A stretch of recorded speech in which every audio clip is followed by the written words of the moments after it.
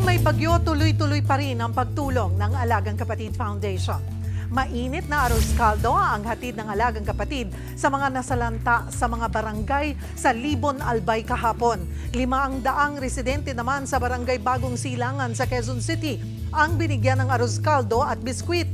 Kabilang sila sa mga nananatili sa evacuation center. Sa mga nais ding magbigay ng tulong, pwede pong ipaabot sa Alagang Kapatid ang inyong donasyon. Naka-flash po sa inyong screens ang account numbers ng Alagang Kapatid sa BDO, Metrobank at BPI. Pwede ring i-scan ang QR code. Sama-sama tayo sa pagtulong, mga kapatid. Mga kapatid, Cheryl Cosim po, huwag maging huli at maging una sa lahat sa balitaan. Para sa tuloy-tuloy na talakayan sa Frontline, mag-follow at mag-subscribe sa social media pages ng News 5.